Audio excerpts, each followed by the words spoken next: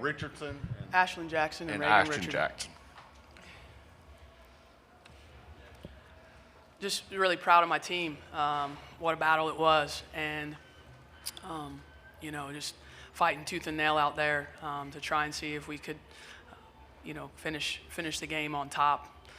Played so hard, dug out of an early hole, and possession game there late in the fourth quarter, and just weren't able to get it done.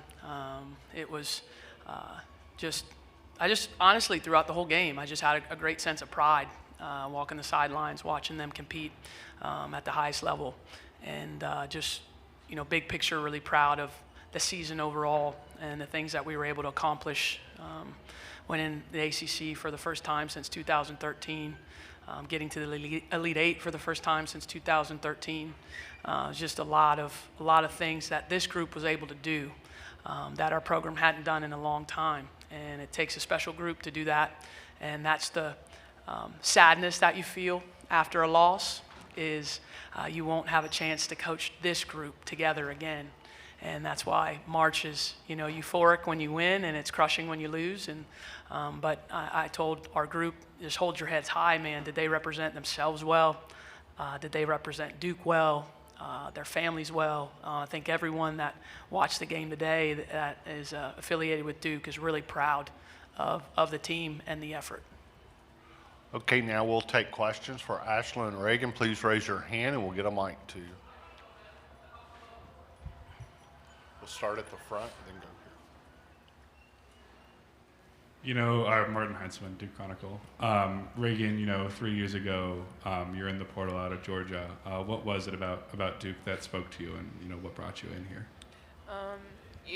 When I first came here on my visit, I really just loved the familyness, the connection that this team had, and I knew coming from Georgia, I wanted to have another place, another family away from home, another home away from home, and I knew I found this. I knew I found it here at Duke, and just being able to play for Coach Kara and knowing all of the knowledge that she has and where she's been, I knew she would be able to prepare me, not even just a player on the court, but as a person.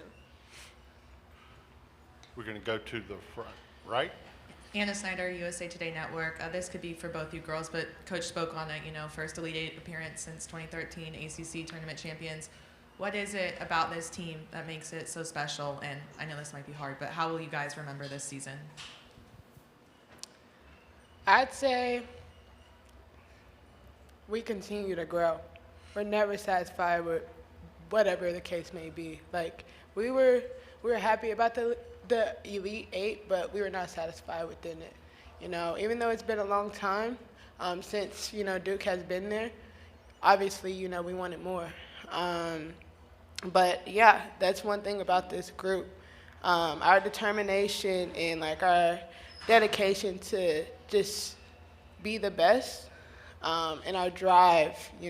That's one thing I really, really credit this group to. I can say that it's all genuine with us too. We want to continue to get better. We want to continue to get each other better, so we won't end up in a position like we are in now. Even though it's been a great season, like I said, we're not really satisfied with the Elite Eight, but we're happy to be here. We're blessed to be here, and yeah, we just got to continue to grow. Back right. Yeah, Mitch Northam, SB Nation. I believe that's the lowest South Carolina scored all year. Obviously, the game didn't end the way you wanted it to, but can either of you just speak to the defensive game plan and your defensive effort today? Yeah, South Carolina's a tremendous team on both ends of the floor. Our main goal was to really just stop them in transition. They're a tremendous team, just getting out and running, and ultimately we did a little bit of that today, and we did the best we could on the defensive end, but we're happy for South Carolina. Any more questions? Any questions from Zoom? Oh, one question. I apologize if I missed this. Walked in a little late. Kara, 2 games here, 2 slow starts. Questions for players only, right? I'm sorry.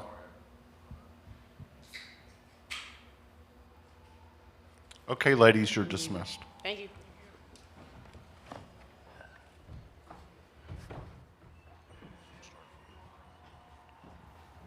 So, Coach, the two slow starts, I know a lot of focus on the end of games, but when you put yourself in a hole early, put you in a different situation, do you have an explanation or thoughts on why it happened that way?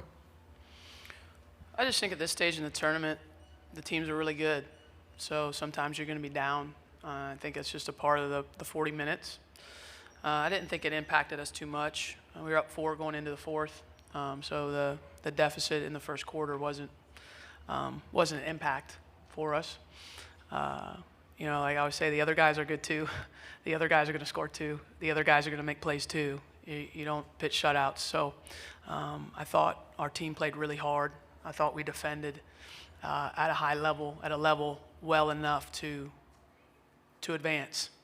Our offense was not at a level high enough to advance, and certainly late it wasn't. And you know, that I think was a difference in the game.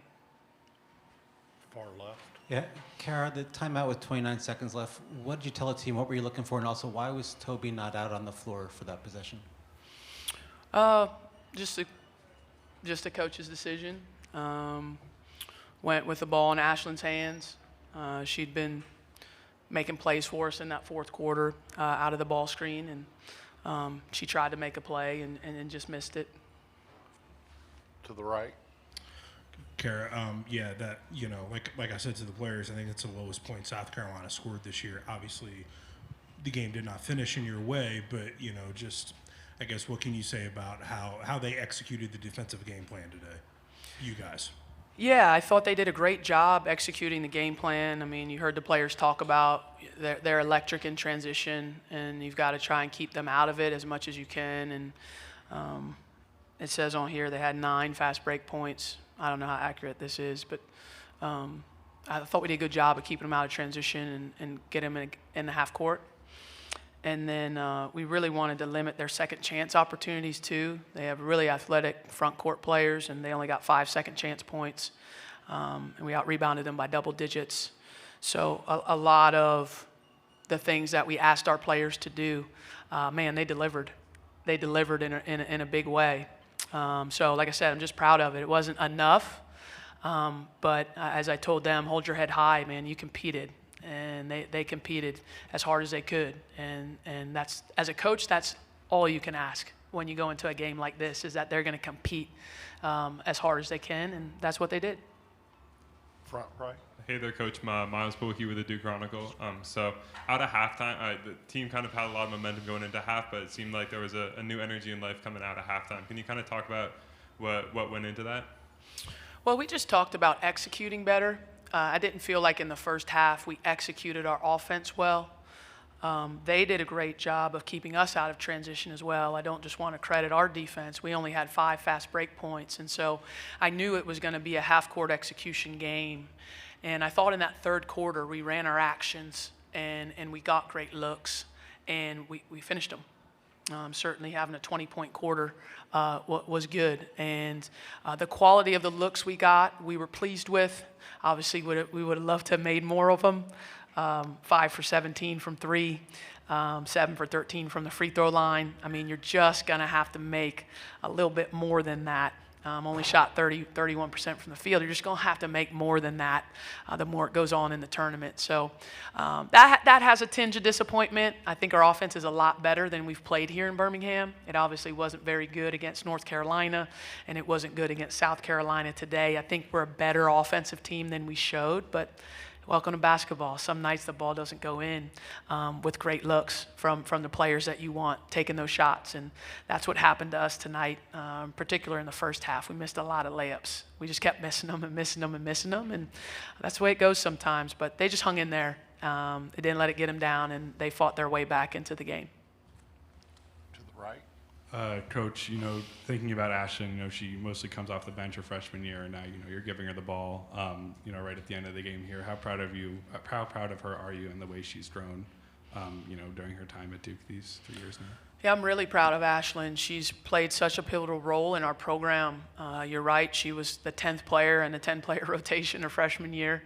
And then last year, DeJesus gets hurt in the summer, and she's a wing, and we're like, hey, you got to play backup point guard. And she became the leader of our team as a sophomore. Just her knowledge of the game. She's so vocal. She communicates well, and she's just a great teammate and a great team player. We're so lucky to have her in our program, and looking forward to one more year with her and seeing how she can keep getting better. She's versatile. She can make plays for us, and that's why I put the ball in her hands late, because she's our best guard at making plays, and I trust her to do that. In the back.